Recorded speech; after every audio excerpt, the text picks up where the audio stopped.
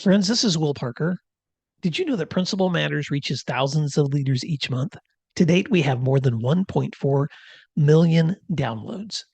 And we're also serving education leaders just like you with Grow Academies, masterminds, executive coaching, and keynote presentations. I want to invite you to collaborate. As you think about your professional learning for the coming year, how have you reflected on where you and your team members want to grow?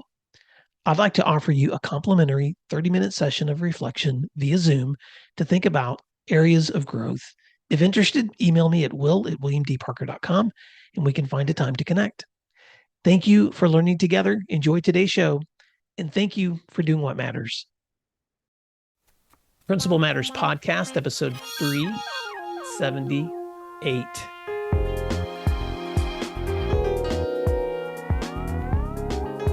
Hi, friends. This is Will Parker, host of Principal Matters, the school leaders podcast, where each week we bring you inspiring, innovative, and imaginative ideas for your own school leadership. This week, we're talking about surfing the crest of new waves with my special guest, Mark Geraets.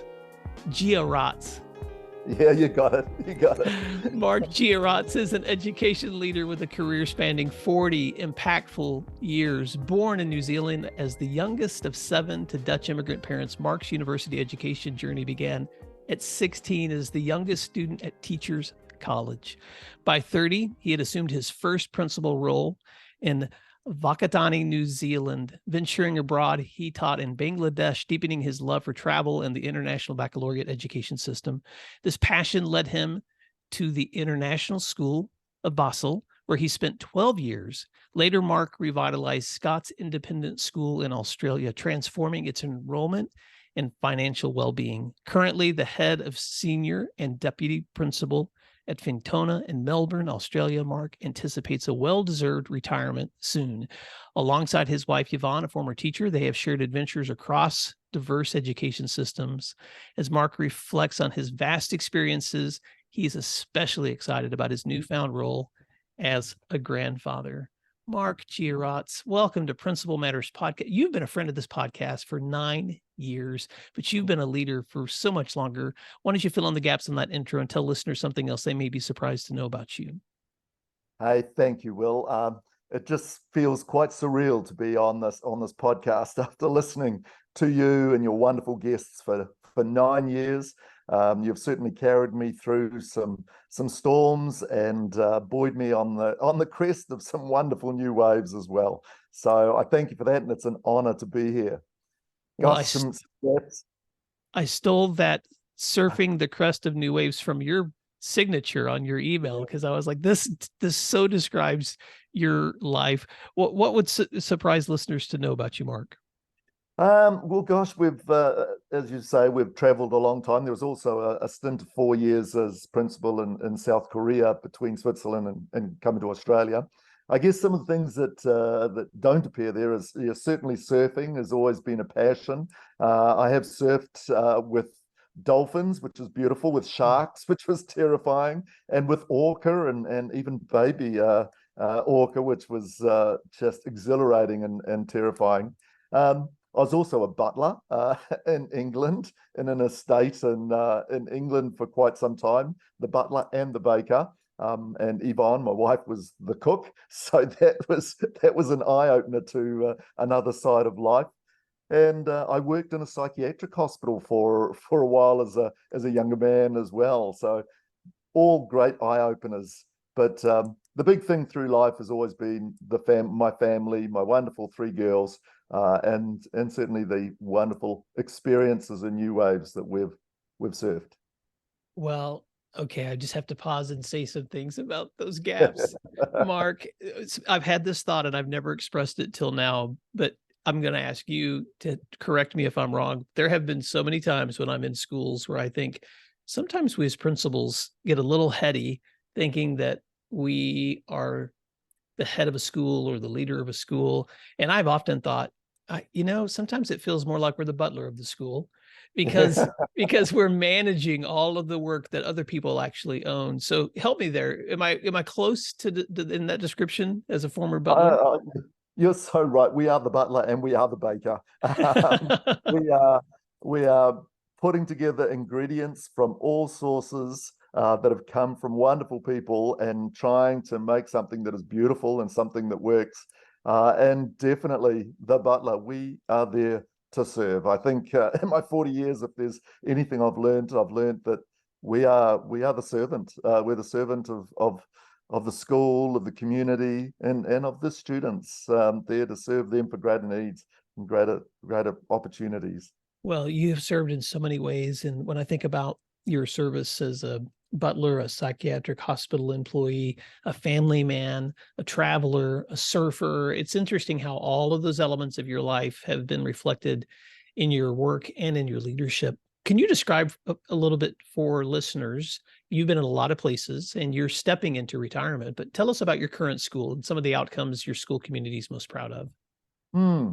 Yeah, so I sort of fell into Fintano to a degree. We were looking at retiring, or early retirement, and my daughter was about to have our first grandson, so that was a big prompt there. And then I guess I was recruited to move into this position where there was a gap, an unexpected gap as the deputy principal. Um, and I just thought, well, that sounds wonderful. Having been a principal for quite some time, which, as we all know, is a 24/7 job, I thought this would offer the opportunity of a little bit more free time or a focus time, as well as still maintaining that strong connection. Fintona is a girls' independent school in Melbourne. Um, it's an absolutely beautiful school, and the students are just, oh, I couldn't have been finishing my career in a better place. They are wonderful. And I guess one of the things that's really struck me, having had three girls myself and now working in an independent girls' school, is the power that these young women have that we can nurture and create. And we bring in a lot of alumni that have really done extraordinary things that just inspire our girls. And I see that as just being a fundamental. I've always questioned the single sex schools, and I've wondered how they've been in a sort of an unnatural state within our community. But in this regard, I can see nothing but absolute opportunity, to seek and to find their place in the world. So my position is particularly around well-being at the moment at Fintona. And this is on the tail of COVID. And I know we hear that all the time, but goodness me, the damage that COVID has done to our young people is quite significant, and it is really coming out now and will be coming out for years to come, just in terms of anxiety and in terms of a shift in focus. Young people today don't see the world as we did, as I did. I know I'm a bit older, but we looked at a career and that was probably going to be it. We're talking 7 careers now, and there's a lot of anxiety around that. And I've seen anxiety in their home, and they're carrying it and wondering what the future may hold for them. So that's my role, particularly, is working with them. I have a huge advantage or luxury or benefit in that I have Fabio, my dog. Fabio's a black lab. He was a failed, we say career change, but a failed seeing eye dog who comes in with me every single day and works with the students. And he basically sits there and provides an alternative vent for them, where they can talk to me and pet him and just refocus. So that's been lovely. It's absolutely lovely. You may have to send me a photo of Fabio so that when I share the show notes out, we can let people see the wonderful support that Fabio's providing for your school. As you're talking, Mark, I was just thinking about the fact that I have not interacted with very many principals who lead all boys or all girls schools. But interestingly, as I was thinking back through my list of those who I have, most of them are in international settings. And so I've interviewed principals in South Wales, in Canada, in South Africa, and in Australia. And so you've done a lot of work in international schools, but you have had your experience in 40 years gives you an experience, as you said, in seven different types of career opportunities. So what have you found that has remained consistent for educators that are working in those settings? And what have you found that has changed the most in your service? Mm. Um, Consistency is our kids. And whether I also did 2 years in the Solomon Islands as a volunteer teacher as well. I didn't put that in. That was right at the beginning of my career, Vaughn and I. And I guess the one thing that has been a constant is the students, whether they're from outback islands in the Solomon Islands or from pharmaceutical backgrounds in Basel and Switzerland. They're much the same. They've grown up in different environments, but they need the same thing. They need to be felt that they need to feel that they are important. They need to feel that they are liked and loved. They need to be cared for. They need to feel the opportunity of at least of success. And they need to think, hey, I can make a difference. I will make a difference. And no matter where we've been in the world, that struck me the most. And I think that's why I've just remained in education. Because on the other hand, there have been so many changes in education. Some of these are fads, and we see fads going on all the time. This is the one thing we must all teach this way, throw everything else away and get into it. And I've seen that come and go many times. But at the root of it all, we come back to the children and how we engage with those children and how we teach them in a class. They just want to feel that they have a relationship with you, which is fundamental to getting through any form of knowledge or skill or life force, is that relationship. So What I love, yeah, sorry. what I love about that, Mark, is that especially when I talk to veteran educators who I look up to as role models, so often when they're engaging with, and I'm going to give you an example. I have a dear friend, whose name is Dr. Barb Sorrells, and she does a lot of work with schools engaging students who've been through trauma. And she works primarily with early childhood. And so often I've seen her engage teachers and educators in, here's a model to try and for engaging a child, and here's some things to think about with pacing. And I've sat with her after those trainings, and she has looked at me and said, Will, you realize that all I'm doing is providing them with developmentally appropriate activities that have been consistently helpful for kids for a very, very long time. And so Mark, what I love about what you said about every student needs to feel they are important, cared for, provided opportunities to succeed, and to believe that they can make a difference. That's so universally true, no matter the time, the place, or the period that you live in. So thank you for that. And you're right, the fads come and they go. We are always being asked to do something new or something different. But if you can hold on to those essentials, I think that you're in a good place. What would you like to add to that?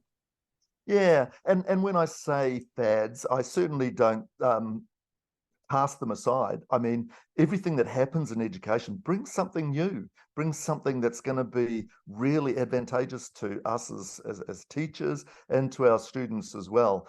But it's don't throw the baby out with the bathwater. A lot of what is tried and true is very, very important. Schools are all about kids, and I guess the one thing, and this was the credo in Korea when I was head of the senior school, principal of the senior school, and it was finding your spark of genius in every child. And I've carried that with me through Scots and through Fintanar and Will with my own grandchildren. Every child has an area of genius, and we've got to find that spark, ignite it, and make it burn. Whether it's in the arts or sports or academics or creating or tech or whatever, every child has a spark of genius. Oh, I love that so much. I'm writing that down, and I'm going to hold on to that, Mark. Over the years, you've also been a part of a lot of other teams. And so it's so interesting to me because I work with leaders who their entire careers in one place, and sometimes their career takes them to many places, but you've led some pretty significant transformations in the work that you've done. So can I pick your brain? I would just love to hear some of your feedback. If you're working with someone who's trying to lead significant change in their school, what advice would you give them? I think the first thing, and where I made so many mistakes, is make haste slowly, especially when you take on your first principalship or significant leadership role. We're so enthused and passionate, and we want to rip in there and do it and do it better and make it great. But it's make haste slowly. Get to know your environment, get to know the teachers and the students and the community. You don't need to rush to fix things, but that will happen and it will work well, but you need to bring those teams on board, especially if you're moving into an environment where there have been teachers there for a long time, community members, families that have been there for a long time. They're going to always be looking at the new person on the block with some suspicion and some fear, and it's bringing them on board first and allowing them to see and that you're there for the community and that you want to work and walk with them. So make haste slowly. Talk to the people, talk to the children, talk to your community, engage with them, interact with them on the shop floor. One of the first things I learned is management by walking around. It is so important that you go into every classroom and you're seen by the kids and the staff. You're on duty, you're kicking a footy with the kids, engaging with them. So that trust will that'll come together from there. You're going to make mistakes. You're also going to upset people. And the big thing, ego is a big part of principalship. And I think an element of ego is really important. A fantastic book, and you'll know, Will, the name of the author. Ego is the Enemy. Oh gosh, who wrote that? I'll look it up while you're explaining. He is fantastic. I've read a number of his books, but that book just struck a chord. Ego is the Enemy. It's a little red book, and it's just absolutely fantastic. Ego is important in our job. We need to have a little confidence in ourselves, belief in ourselves, be able to reflect on our successes. But it's also the enemy as well, because it's not about you. Ego is the Enemy, The Fight to Master Our Greatest Opponent by Ryan Holiday. That's it, Ryan Holiday. Absolutely. Fantastic writer. He's some brilliant stuff. But don't worry if you make mistakes. Like we say to the kids all the time, mistakes are great. It's from mistakes that we learn. Accept your mistakes, look at where they are, and know that you will make them. Be ready to drop this fantastic project that you thought was going to be the change maker for everything, and realign, shift, move it. It will happen in every career, and it's from those areas that we really develop. So mistakes are fine. It will damage and it will dent the ego, and we will reel and hurt for a while, but then we get back on the horse and ride on, and next time we'll do it better. So don't be afraid of mistakes. Create contacts, create relationships, talk, and know that it's always about the kids. I love that. There's so much wisdom there, Mark. So Principal Matters listeners, I love to summarize, but make haste slowly, talk, management by walking around. You will make mistakes. Ego is the enemy, and create contacts and relationships.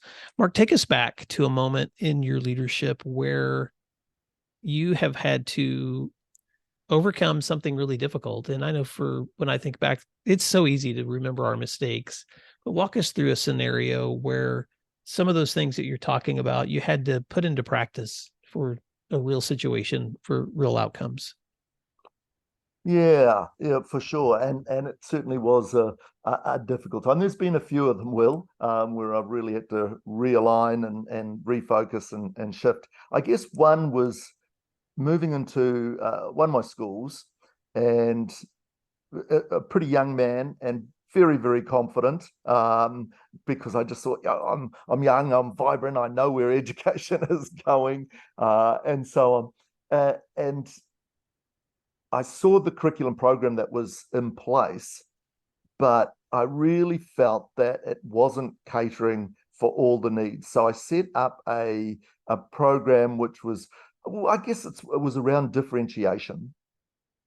And while even now I think it was absolutely the right path for the students, I just went in all wrong. It was just boots and all so fast, and at a staff meeting saying, "Hey guys, this is the way to go. This is what we need to do from next week. Everyone's going to be doing this kind of differentiation with our students."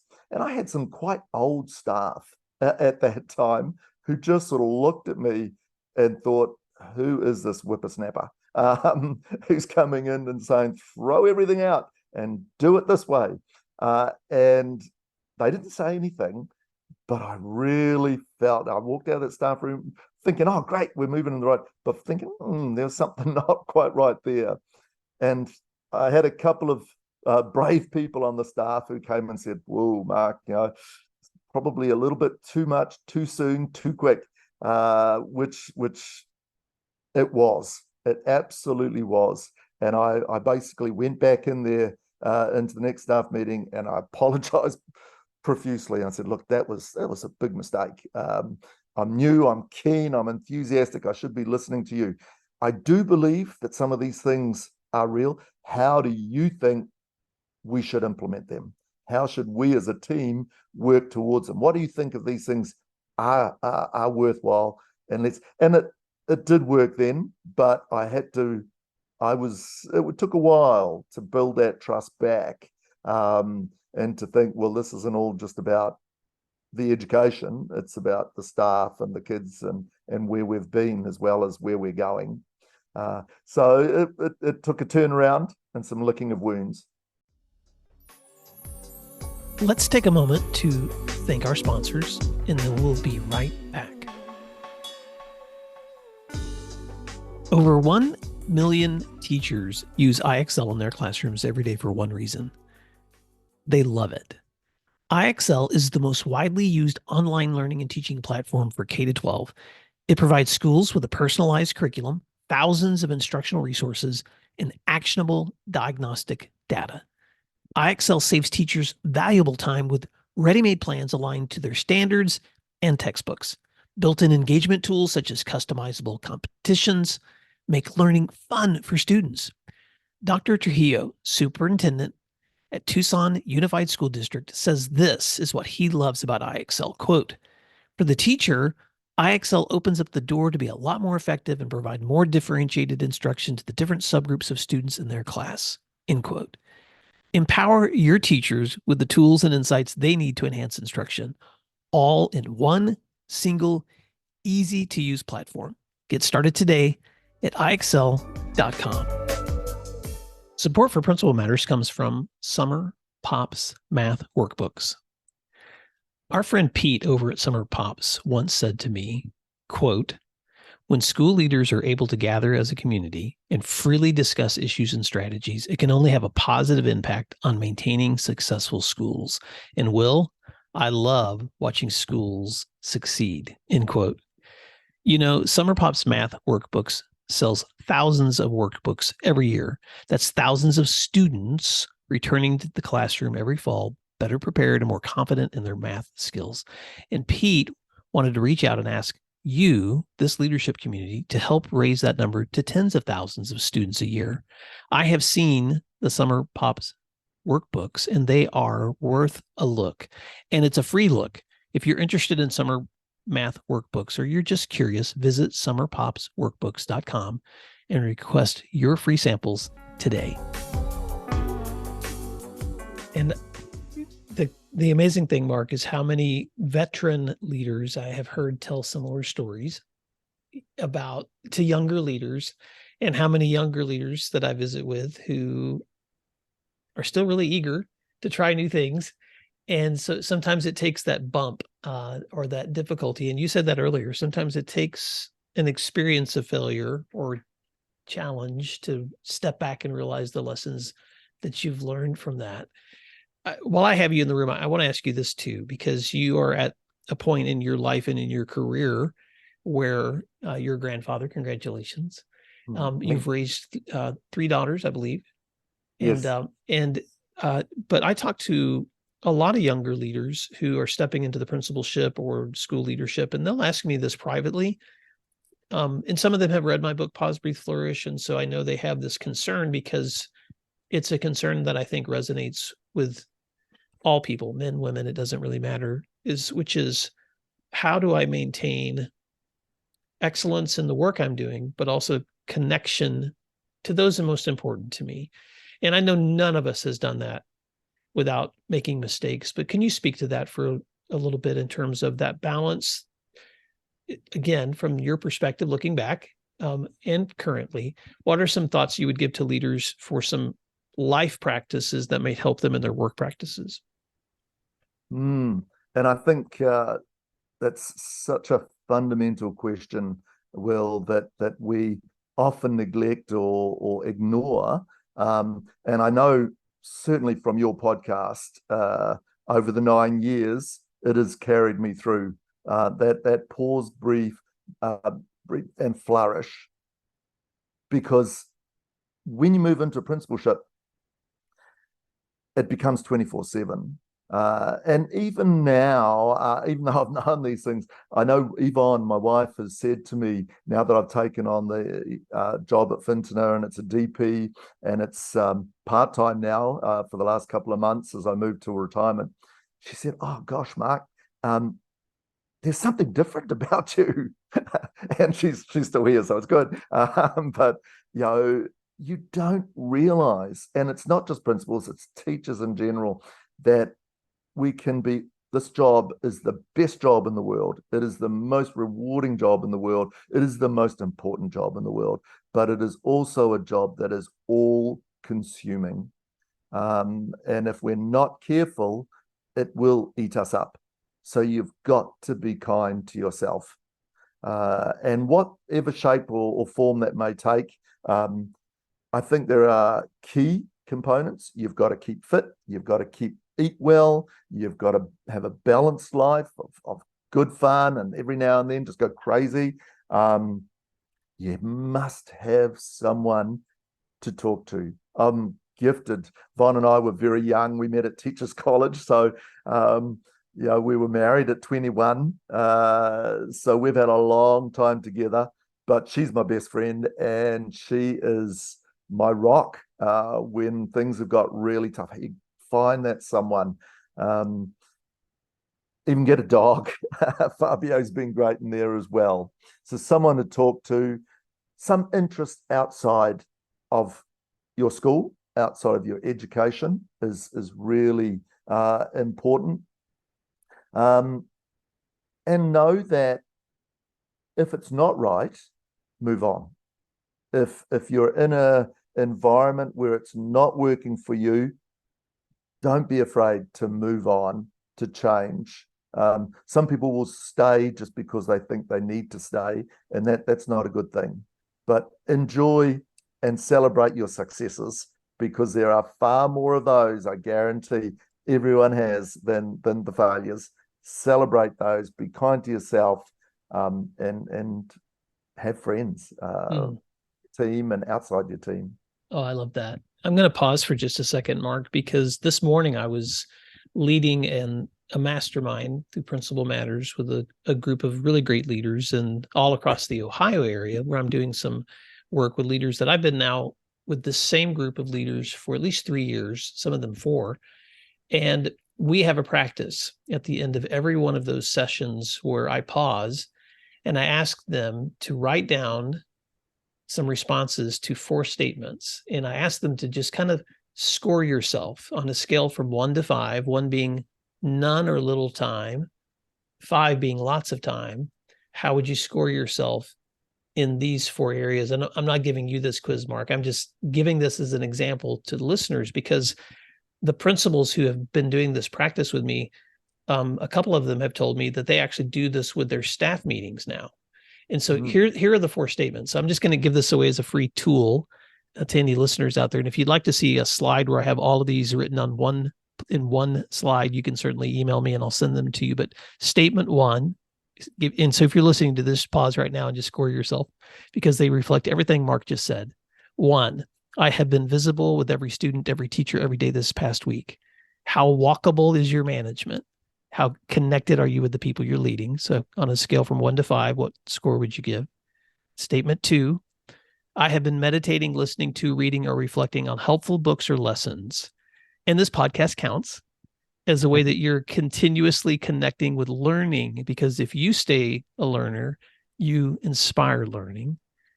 Statement 3, on a scale from 1 to 5, I have been making healthy choices in my sleep, nutrition, and exercise. And statement 4, I have been faithful to my loved ones with my time and attention. Those, and then out of those 4 areas, if you had to total that up out of 20, how are you doing? I can't tell you, Mark, how many times leaders have reflected back with me that then just anticipating that they're going to be asked those 4 questions motivates them to go to the gym or call their wife or eat a better meal or get out and walk to school. And so again, if anyone's interested in having that as a quick reflection for yourself, just email me at will@williamdparker.com. What would you add to that, Mark? Because that, I just couldn't help but thinking about that as you were explaining those thoughts on being kind to yourself. Oh gosh, I think they are wonderful, Will. And I would be worried about scoring myself at different times when you're under 10, and that becomes a real worry. But when you add them up, the other beauty of those is that if you kept the record of those areas and looked over time, you'd soon identify this, perhaps an area that you are really missing out on a lot. And be it family time or getting out of the office, which is so easy not to do, that we get so caught up with the paperwork, etc., that the day has passed and we haven't been out there. And if you see that over time, I think that is an incredibly valuable exercise. So there's a target for you. That's your next month. That's going to be the one I'm going to work on. I'm going to put in my calendar every single day. This is the time. My PA will help me. I think that's absolutely wonderful. And I know I've often thought of that. I've never actually calculated it like that, but I think that would be a concrete form I would love to use.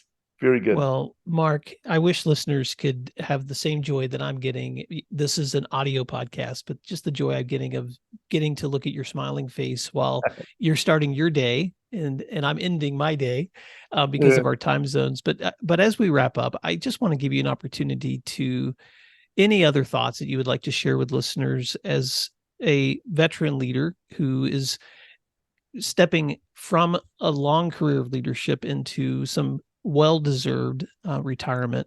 But how can listeners stay connected to you, and what are some parting words of advice you'd like to leave with them? Gosh, well, I just feel so great to be on your show after so many years. And if I have just a seed for one person out there, that would make my day. I think to new and aspiring principals or leaders, there's a couple of things. One of my daughters is a journalist for The Age, which is a big newspaper here in Melbourne. And she wrote an article some time ago on the imposter syndrome. And it is such a real thing in every career, but I think particularly in teaching and in education. And for new teachers and for new leaders, the imposter syndrome is something you most will feel, where you'll think, gosh, you're sitting in your office, I shouldn't be here. This is, I'm not worthy of this, or I'm not ready for this. But you are. and you're there because you deserve to be there, and you will make good things happen. But just take it slowly. It's not going to happen tomorrow. It will happen, and there will be great times that you'll celebrate in there, and tough times as well.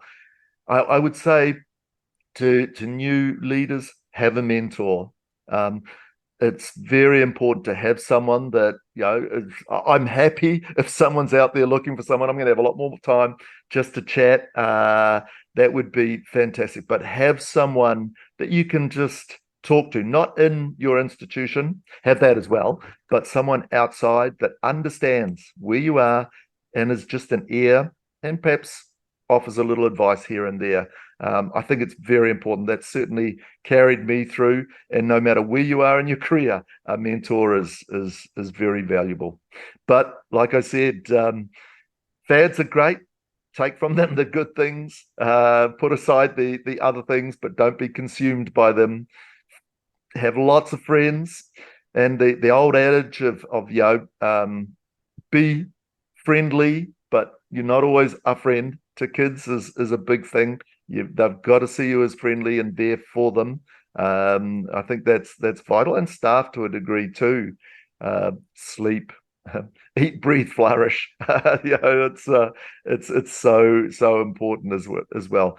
But this is the best job. It is amazing the tiny little things. I know in Switzerland, after about 5-6 years there, a student came in. I didn't read. They had a big beard, and they were a big, bulky guy. He came in, comes up to me, and says, "Oh, Mr. Geraets, Mr. Geraets." And I'm thinking, "Goodness me, who's this?" "Oh, look, I've always remembered you." He says, "I've always remembered you because one morning you walked in, and I was in class, and I was feeling lousy, and you just popped a little card on my desk and said, 'Happy birthday, mate. Have a great day.'" He said, "I've never ever forgot that." And I mean, how simple is that? It's incredible. But the little tiny things that we do with kids and for kids are remembered and will make a difference. It's the butterfly effect. So I asked you, Will, a few years ago, if I could use your little mantra, what we do every day matters. And you very graciously said yes. And I have used that with my staff when I write newsletters or memos. At the bottom, I always put, "Hey, remember, what you do every day matters." And that is so true. And I really appreciate that. I love it. And it is the greatest job. When you see those kids coming back in with their own kids and they say, "Oh, I remember." And you think, yes, well, this is wonderful.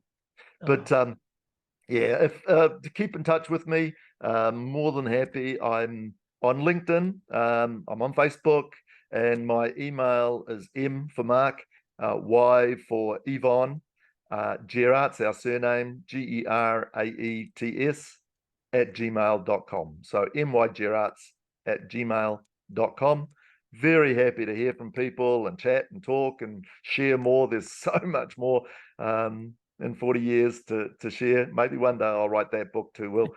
and well, when you do, I'm ready to read it. Well, Mark Geraets, I'm so honored that you reached out and have corresponded with me for a long time, and that you were willing to be a guest on Principal Matters. And I will put your email in the show notes so that people can connect with you there. But until next time, my friend, thank you so much for leading and serving and doing what matters in your schools. And Principal Matters listeners, just like Mark said, what you do matters. And we'll talk to you again soon. You'll find free resources like this one at williamdparker.com. Subscribe for our free weekly newsletter, which contains bonus material, and also check out the links for Grow Academy's masterminds, executive coaching, and keynote presentations from my books, as well as from Principal Matters Associates. You can find out more under our speakers tab at williamdparker.com. Thank you for learning together, and thank you for doing what matters.